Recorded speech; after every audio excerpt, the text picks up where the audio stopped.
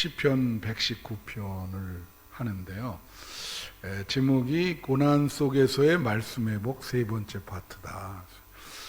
제가 이제 시편 119편을 이렇게 연구하고 여러분에게 말씀을 나누다 보니까 시편 119편이 거의 고난과 말씀으로 이렇게 연결을 시키고 있어요. 그래서 요걸 좀 시리즈로 다 하지는 않겠고 한 5번, 한 6번 해서 여러분들이 어렵고 힘들 때 좀 이런 설교를 다시 들을 수 있도록 그렇게 해드리려는 그런 말씀이 그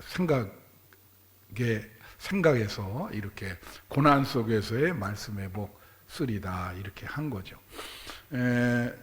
말씀드린 대로 이게 시편 119편은 시편에서 제일 긴 176절인데 22개의 문단이 있다 그랬어요. 한 문단에 8절씩 해서 176절인데 오늘 본문은 7번째 문단입니다.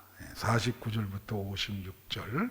그래서 이제 고난과 말씀의 유의로에 대해서 이렇게 다루고 있습니다. 오늘 이제 이 세 파트로 본문을 이렇게 분석해서 여러분에게 해드리겠는데요. 지난주에 어떤 일이 있었는가 하니 여러분 신진서라고 그 천재 바둑 기사 아시잖아요. 근데 그 여러분이 잘 관심이 있으신지 모르겠지만은 그 카타고라고 하는 인공지능 그 바둑이랑 두어서 2승 1패로 승리를 했어요. 그래서 10년 전에 여러분 이세돌이라는 분이 그 알파고와 해서 1승 4패. 근데 10년 동안 진화했거든요. 그게 막 경우의 수를 다 통계로 잡아서 집어넣는데 그 신진서가 이겼어요. 근데 점바둑 2점을 두고 그렇게 해서 신진서가 이겨도 그게 대단한 거랍니다. 10년 동안 더 많이 이렇게 했는데 그러니까 굉장하죠.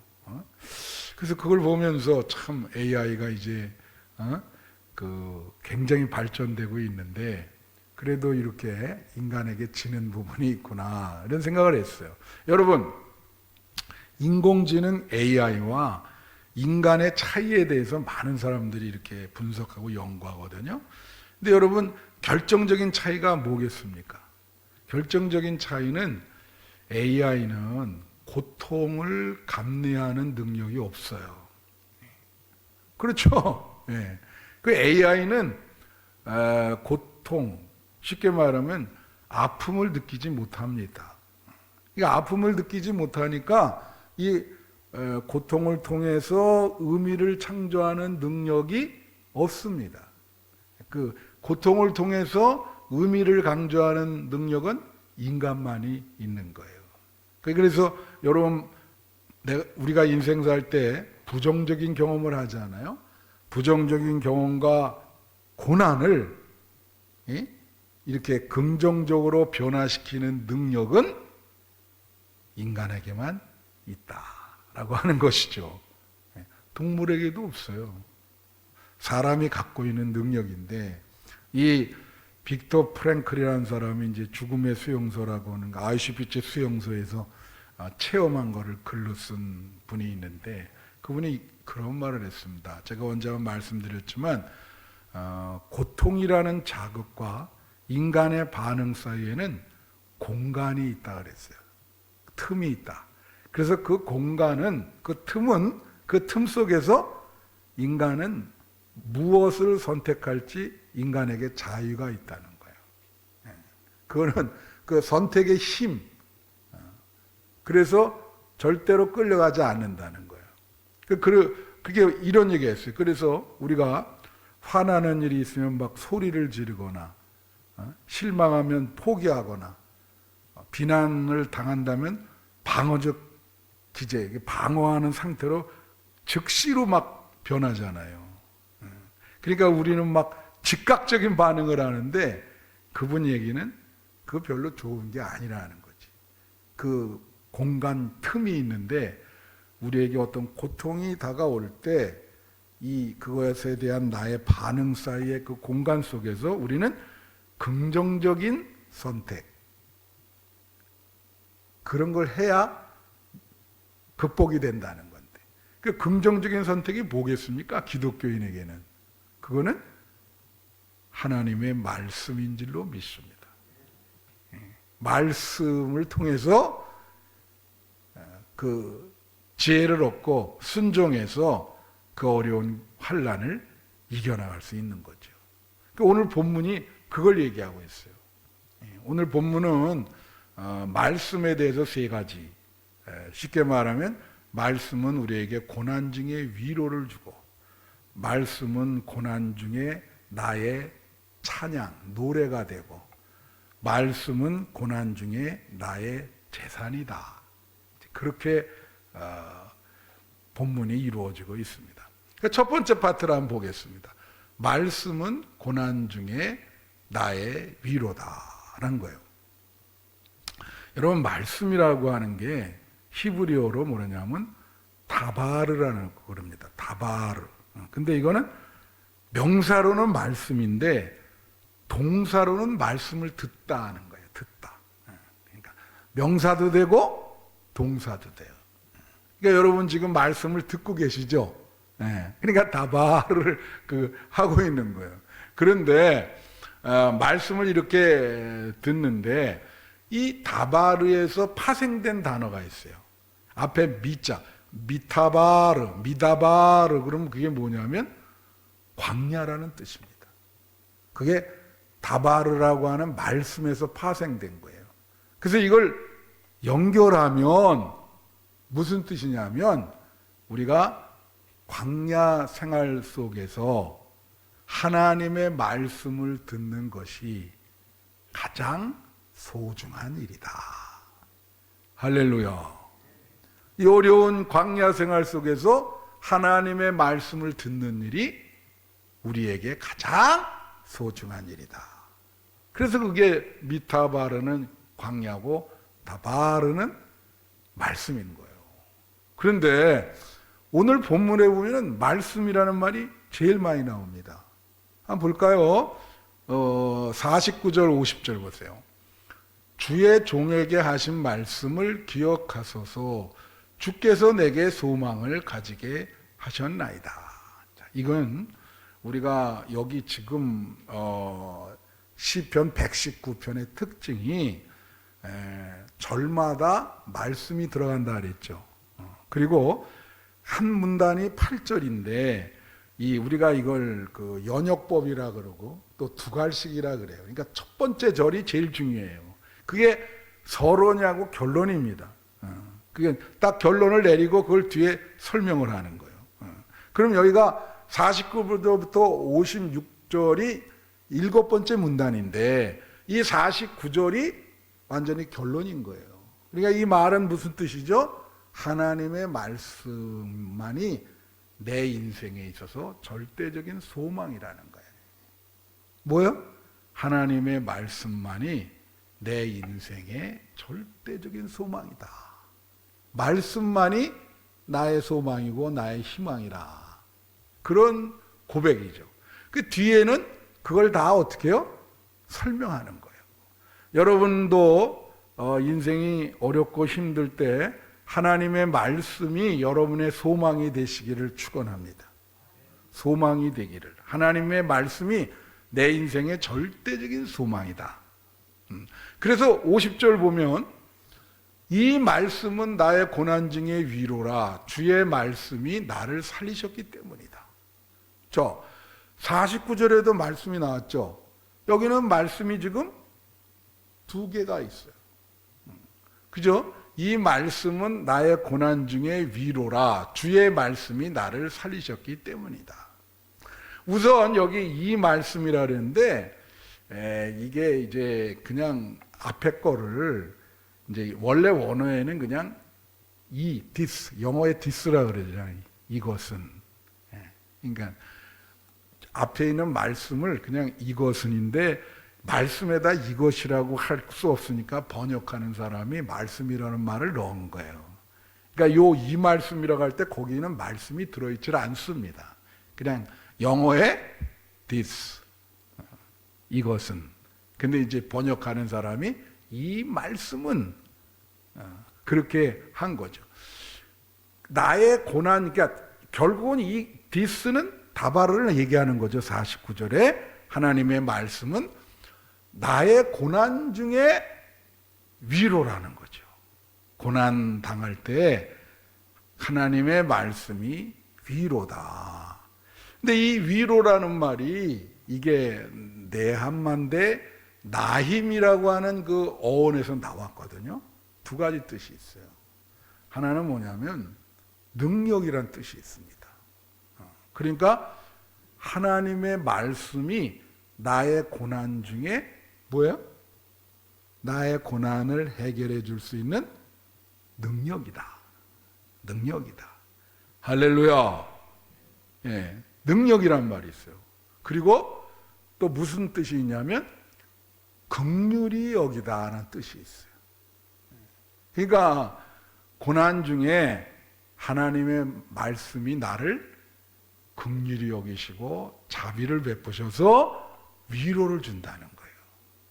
고난, 지금 정말로 고난 중에 있는데 말씀을 읽는데 이게 나에게 능력을 주고 위로를 주고 나에게 자비를 베풀어 준다는 거지. 그래서 이 말씀이 고난 중에 나의 위로다. 그리고 주의 말씀이라고 나왔는데 요건 그 앞에 다바르랑 또 달라요. 그 말씀이 두 가지 용어가 있는데 다바르가 있고 또 아마르가 있는데 여기 이 말씀은 그 아마르의 동사예요. 그게 무슨 뜻이냐면 이거는 그냥 말하는 거를 말하는 겁니다. 하나님이 말씀하는 거. 이거 인간에게도 쓰죠. 근데 아까 그 다바르와의 차이점은 뭘까요?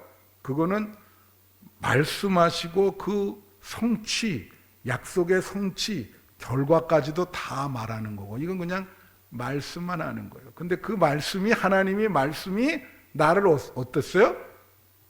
살리셨어요. 하나님께서 나에게 말씀하는 게 나를 어떻게 해요? 살리셨다. 살리셨다. 이게 생명을 주셨다. 그런 뜻입니다. 근데 여러분, 제가 그랬죠. 평소에 여러분이 기도할 때 제일 많이 어떤 기도를 드려야 되냐면 살려달라고 하나님께 그렇게 기도를 하셔야 돼. 운전하다가도 살려주세요. 여기 말씀이 나를 살리셨기 때문에 고난 중에 그 말씀이 나의 위로가 됩니다. 하나님의 말씀이 여러분을 살리시기를 바랍니다. 여러분의 영혼을 살리시고 여러분의 마음을 살리시고 여러분의 생명을 살리시고 고난 중에 참 힘들잖아요. 그때 말씀을 통해서 영혼의 회복이 일어나기를 바랍니다. 제가 왜 이걸 자꾸 시리즈로 이번 주도 이제 고난 중에 기도라고 하는 그 주일 예배 준비를 했는데 왜 자꾸 이런 말씀을 준비하냐? 사실 우리 교인들 중에 말은 못하지만 몸과 마음이 아픈 사람이 꽤 많아요. 그래서 그게 참 안 됐기도 하고, 그래서 왜 이렇게 많은 고난 중에 힘들게 신앙생활을 하는가? 그래서 이 말씀을 다 골라서 이렇게 여러분에게 그 격려와 위로를 주느라고 이런 말씀을 준비하는 겁니다. 혹시 오늘 예배드리는 분 중에 몸과 마음이 지치고 영혼이 탈진된 분이 있다면 여기 말씀을 통해서 고난 중에 위로받기를 바랍니다. 그리고 말씀을 통해서 여러분의 생명력이 살아나기를 축원합니다. 여기 그렇게 얘기하잖아요. 주의 말씀이 나를 살리셨다. 하나님 말씀이 나를 살리셨습니다. 그래서 제가 그러잖아요. 그냥 여러분 인생 있잖아요. 목숨 걸고 사세요. 저도 처음에는요 상당히 약했습니다. 근데 하나님이 막 여러 가지 고난을 막 당하다 보니까 지금은 어떤 마음이 드냐면, 야, 남은 생에 내가 지금까지 당한 고난보다 더 큰 고난이 있을까? 그런 마음이 들어요. 그러니까 이제 무조건, 여러분 성지순례 갈 때도 사실 여러분들 잘 모르지만 나는 잠을 못 잤어요. 엄청나게 고민을 많이 했어. 막 폭탄 떨어지고 15명을 데려가야 되는데, 야, 이거 가야 되나? 예? 정말 그랬습니다. 그거 여러분 그냥, 야, 어떻게 한빛교회가 전쟁의 그 완전히 한가운데. 그래서 제가 얘기했죠. 놀라운 얘기를 하나 할까? 먼저 밴쿠버에 있는 교회에 장로님 몇 분 저랑 친한 분이 있어요. 그래서 이제 그분들은 항상 이제, 아유, 목사님 참 한국 가셔서 뭐 그런 얘기하고 이제 가끔 안부 전화하죠. 아니, 세상에 거기서 성지순례 하고 있는데 카톡으로 전화가 온 거예요. 참 그게 희한하죠? 아니, 목사님, 자기가 이렇게 목사님 이렇게 꿈을 꿨는데 좀 이상한 걸 꿨다는 거야. 그래서 전화로, 지금 내가 그래서 사연을 설명을 했어. 지금 여기 와 있다니까. 아유, 목사님, 이게 와중에 거기를 어떻게 가 계십니까? 그러면서 그 교회 이제 제가 아는 분이 있거든요. 박정보라고 하는 분인데, 그분이 거기 출장을 가다가 두바이 그쪽으로 비행기가 회항을 한 거예요. 거기 갔다가 그쪽 교인이 그런 일이 일어난 거야. 그러니까, 아유, 목사님, 어떻게, 거기 어떻게, 참. 그래서 제가, 아유, 장로님 기도해달라고. 우리 그냥 이거 1년 준비해서 기도 많이 했어요. 그래도 우린 안 갈 수가 없었습니다. 그러니까, 제가 그랬죠. 이거 목숨 걸고 가는 거니까. 그 사람이, 그래, 고난을 통해서 단련이 되면요, 담대해집니다. 여러분, 그래서 여러분 참 힘든 분들 많거든요. 고난 중에 위로받기를 바래요. 그리고 잘 될 거고 하나님의 말씀이 여러분을 살리실 줄로 믿습니다. 그래서 마음을, 말씀을 붙들고 강하게 갖고 계셔야 돼. 남은 생에 마찬가지예요. 그래서 하나님이 이렇게 독수리 자기 새끼를 훈련시키듯 그렇게 훈련시키는 거거든요. 바울이 그러잖아요. 상상할 수 없는 환난을 당했는데 거의 죽을 뻔했고 산 소망이 다 끊어졌다. 우리는 죽는 줄 알았다. 그래도 하나님이 우리를 살리셨다. 할렐루야. 예, 고난 중에 말씀이 위로가 된다. 둘째로, 말씀은 고난 중에 나의 노래라고 하는 거예요. 예, 그게 51절부터 54절까지 있는데, 교만한 자들이 나를 심히 조롱하였어도 나는 주의 법을 떠나지 아니하리라. 이게 무슨 뜻이냐면요, 이 사람이 지금 이 시편을 쓴 이분이 어려운 가운데서도 하나님 법을, 하나님 말씀을 지키는 거예요. 외롭게 지키는 거예요. 그랬더니 사람들이 뭐라고요? 조롱을 해. 조롱을 해. 그죠? 욥기에 보면 욥이 끝까지 하나님을 3장 말미에 보면은 하니까 부인이 조롱하잖아요. 하나님을 욕하고 죽으라. 친구들도 와가지고, 예? 조롱을 하잖아. 이런 노아가 말이죠. 우리 창세기 새벽기도 하는데 햇빛이 이렇게 쨍쨍대는데 하나님이 방주를 지으라 그러시잖아. 그러니까 하나님이 자꾸 한 번도 아니고 몇 번 얘기하시니까 그 말씀에 순종하고 이 배를 짓는데 그 옆에 와가지고는 막 깔깔깔 웃으면서 이런 어리석은 사람을 봐. 이게 참 너무나 우스꽝스러워. 아니 비도 하나도 안 오는데 무슨 홍수가 난다고 이런 배를 짓는다고. 엄청 조롱했어요. 한마디로 말씀대로 사는 게 이게 잘못하면 세상에서 왕따 당할 수 있죠. 직장 생활할 때 여러분 말씀대로 살면 어떻게 해요? 사람들이 뭐 어떤 데는 막 괴롭히지, 막 일부러 막 술도 거기다 따라 놓고 그래도 끝까지 믿음을 지키는 분이 많잖아요. 말씀대로. 저도 중3 때 예수 믿고 이제 학교에 가잖아요.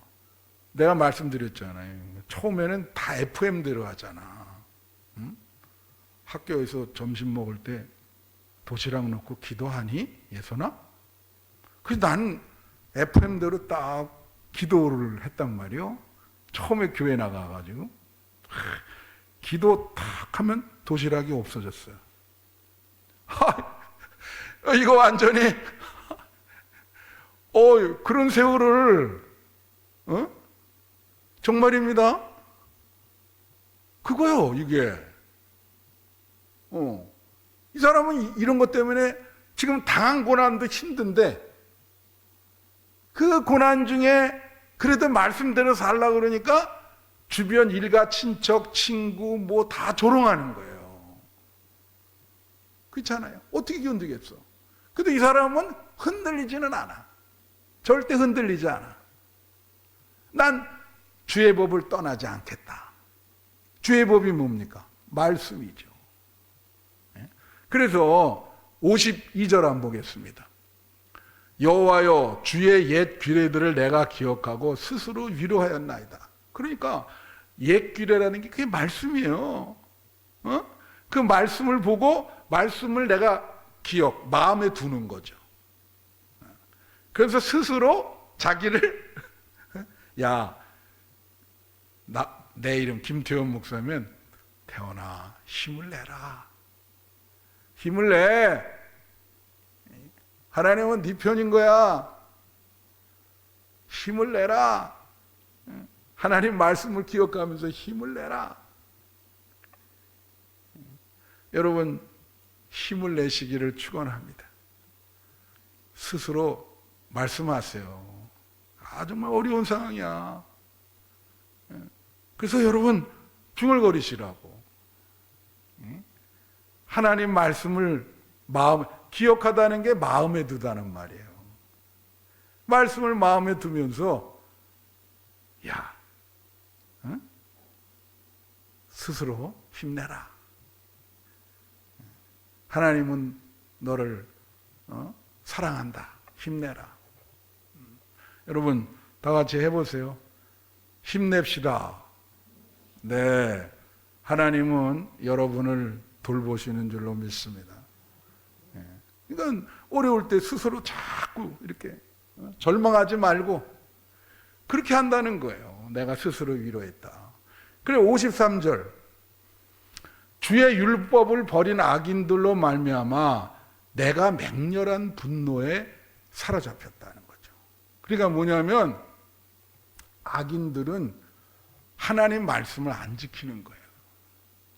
그리고 그 말씀을 지키는 거에 대한 초의 양심의 반성이 없어요. 정말 너무나 악한 일을 많이 하는데도 뭐예요? 무슨 반성이 있습니까? 여러분 이번에 그 장윤기라고 그 전라남도 그 여고생을 무참히 죽였잖아요. 그게 나오는 거 보면요, 반성의 빛이라는 게 하나도 없어. 야, 그런 사람들이 그렇게 많아요. 어떻게 생각해요? 이렇게 생각하겠지. 그 사람도 아마 잡히지만 않았으면은 아마 그냥 당당하게 살아갔을 거야. 예? 그런 사람들에 대해서 이 사람은 분노가 있다 이거지. 어떻게 저렇게 말씀대로 양심대로 저렇게 저런 사람들을 사는데 그런 사람들에게 이제 분노가 있는 거예요. 이분이 말씀을 저버리는 사람들. 우리가 신앙생활 하면서 여러분 말씀에 순종하려고 노력하셔야 됩니다. 예? 그렇지 않으면 다른 사람이 시험을 당할 수가 있어요. 어떻게 저렇지? 이렇게 말이요. 그리고 54절에 보면 이거에 반대예요. 내가 나그네 된 집에서 주의 율례들이 나의 노래가 되었다.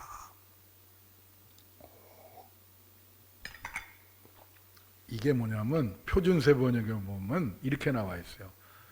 이 나그네 된 삶, 덧없는 세상살이. 이 정말 이 힘들고 이 나그네와 같은 덧없는 이 세상살이에 하나님의 말씀이 나의 노래라는 거죠. 그 말은 뭐예요? 하나님을 찬양한다는 거죠. 말씀을 찬양한다. 오늘 여러분 찬양했잖아요. 그죠? 말씀을 찬양하는 것이 역시 나의 힘이고 말씀을 찬양하는 거예요. 말씀을 주의 율례들 이건 말씀이야. 그 말씀이 나의 노래다는 거지. 이건 왜 그러죠? 말씀을 그만큼 사랑하는 거예요. 사랑하는 거. 여러분 유대인들이요 말씀을 얼마나 사랑하는지 예? 제가 한번 얘기했죠. 아이들 입학식이 어떻게 하냐면 돌에다가 하나님 말씀 한 구절 새겨요. 그리고 거기다가 꿀을 발라 놓습니다. 그리고 입학하면은 입학식 할 때 한 명씩 하고 그 돌을 그 꿀을 핥고 지나가야 되는 거예요. 핥고. 그러면서 거기 있는 성경 구절을 암송을 하고. 아유 대단해요. 미국에서 그 유대인 나피 내가 사귀었는데 말씀을 읽는데 제가 말씀드렸잖아요. 그냥 손으로 안 읽습니다. 우린 뭐 가지고 다니지도 않잖아요. 그 이런 거 있어요. 이걸로 이렇게 읽으면서 무릎 꿇고 얼마나 정말 그 말씀을 사모하고 그렇게 하는지 그거에 완전히 경건함이요. 딱 보면 드러나요. 이걸 이렇게 촥 하고 무릎 꿇고 읽는 것 자체가 그래. 우린 뭐 성경책도 안 가지고 다니시잖아. 근데 여기 비춰가지고 이제 그걸 보고 그러니까 뭐 이거 말씀이라고 하는 게 참 무슨 소모품도 아니고 그렇죠? 여러분 말씀을 사랑하셔야 돼요. 예. 말씀을 나의 노래가 됐다는 말은 이게 상징이지 말씀을 사랑한다는 말이에요. 예. 하나님 말씀을 사랑한다. 말씀이 나의 노래다. 할렐루야. 말씀이 여러분의 노래가 되듯이 말씀을 사랑하는 정말 말씀을 아주 목숨처럼 귀중하게 여기는 우리 한빛 성도들이 되시기를 바랍니다. 네, 마지막 세 번째. 말씀은 고난 중에 나의 재산이래요.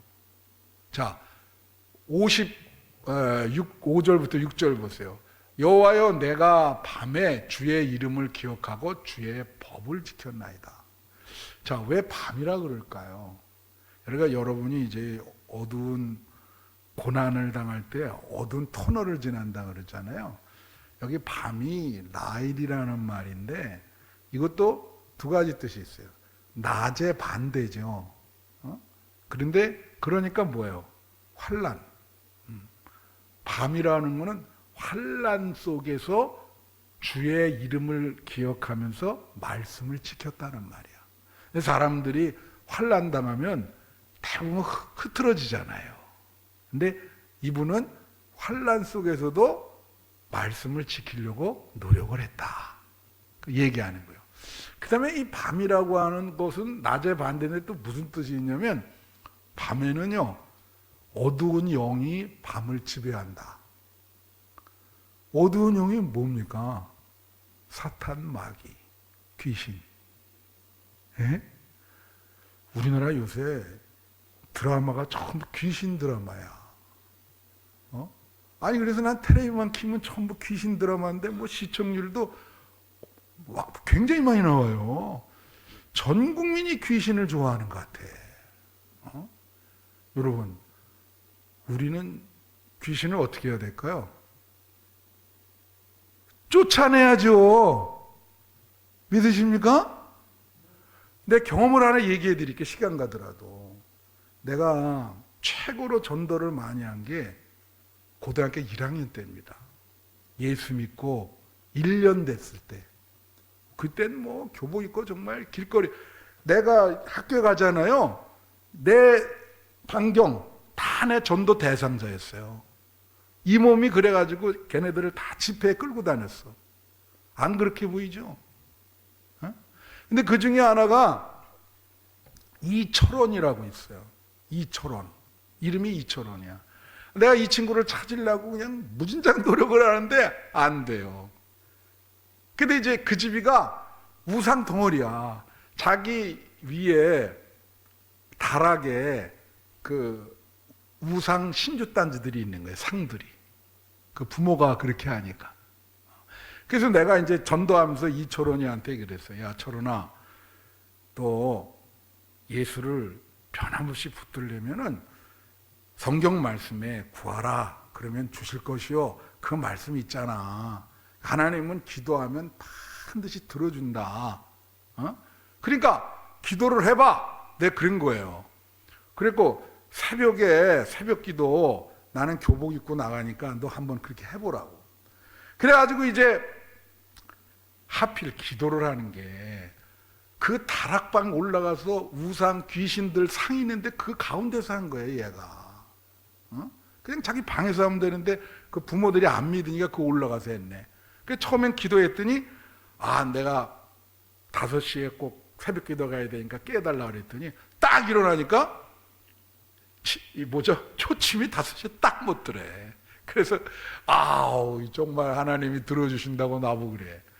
그런데 한 3일 후에 아주 애가 안색이 이상하고 혼비백산해서 왔어요.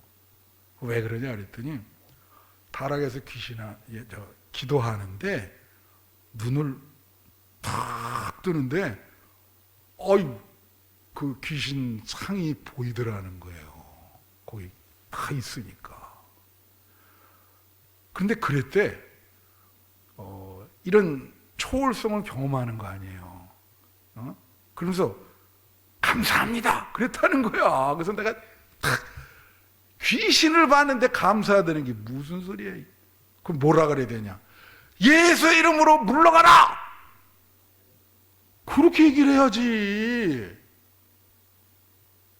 그랬더니 그럼 다시 가서 거기서 기도하면 나타나면 내가 그렇게 해서 쫓아나겠다고 말이야. 밤, 이게 사탄의 지배를 받는 거예요. 여러분, 기독교인이 어두운 영의 지배를 받으면 되겠어요? 예수의 영이 여러분을 돌보실 줄 믿습니다. 그죠? 우리 지금 교회에 몸과 영혼이 아픈 분이 꽤 많아요. 특별히 마음과 정신. 만약에 여러분 마음과 정신에 이런 어두운 영이 접근한다면 예수 이름으로 물리치시기를 축원합니다. 이잖아 여기. 내가 밤에 환난 날에 사탄이 역사할 때 주의 이름을 기억하며 말씀대로 말씀을 지키겠다. 자, 56절에 보겠습니다. 너무 길은데, 내 소유는 이것이니 곧 주의 법도들을 지킨 것이니이다. 이게요, 번역이 다 달라요. 이 소유가 원래 히브리어는 하얀데 이거를 재산으로 번역하는 분도 있고, 또 표준세 번역은 이건 행복이야. 근데 원래 맞는 번역은 생명입니다. 내 생명은 이것이니 하나님 말씀을 지키는 것이다. 내 소유, 내 재산은 이거란 말이야. 내 재산이 하나님 말씀 지키는 것만이 내 재산이래.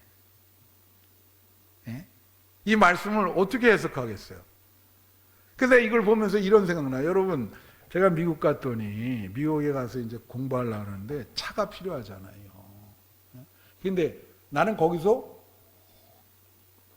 안 살았기 때문에 그 사람들이 나의 신용을 몰라요. 그 차가 처음부터 유학생이 무슨 돈이 있습니까? 그렇지 않아요? 그래갖고 전부 매달 내는 건데 나는 이자율이 상중하가 있으면 최고로 높은, 엄청나게 비싸게 매기는 거야. 왜 그럴까? 신용이 없잖아. 당신은 뭘 믿는 거야? 그런 서구 사회는 신용이 재산입니다. 신용이 재산이야. 그런데 거기서 만약에 그 다음부터 신용을 쌓는 거예요. 왜냐하면 예를 들면 월세를 쟀대. 전기세도 날짜 딱 맞춰서. 여러분, 놀라운 거는 그게 다 기록이 돼요. 그래서 한 4, 5년 있는 동안 딱 보면 나와요. 이 사람의 신용 등급이. 그러면 신용 등급이 높으면 어떻게 될까? 차 이자율을 안 때려요. 틀림없는 애다 얘는. 그러니까 신용이 재산이래. 우리는 뭐예요? 믿음이 여러분의 재산인 거예요. 믿음이 여러분의 재산이라니까. 믿으십니까? 여긴 지금 뭘 말해요? 말씀을 지키는 것만이 내 재산이라는 거야. 왜? 하나님이 그걸 보고 복을 내리시잖아. 나는 아무것도 없는데 내 소유는 하나님 말씀 지키는 거, 그게 나의 유일한 재산이라는 거예요. 얼마나 믿음이 좋아요. 그래서 하나님이 나를 이뻐 받으셔서 복을 내리시지. 내 재산은 말씀을 지키는 거다. 여러분의 고백이 되시기를 축원해요. 예? 내 행복은 하나님 말씀을 지키는 것이다. 표준세 번역이 그렇게 보내요. 본래 의미는 내 생명은 하나님 말씀을 지키는 것에서 온다. 나의 생명력은 하나님 말씀을 지키는 것에서 오는 것이다. 여러분, 인생을 행복하고 밝고 활기차게 살고 싶잖아요. 그러면 말씀을 붙드세요. 말씀을 붙드시면 말씀이 여러분을 살리실 줄로 믿어요. 오늘도 이 말씀을 들을 때 여러분 영혼이 이렇게 새롭게 되는 겁니다. 살 어떤 마음을 주지요. 소망을 주죠. 아까 뭐라 그랬어요? 말씀만이 내 인생의 절대 소망이다. 할렐루야. 그게 여러분의 고백이 되시기를 축원합니다.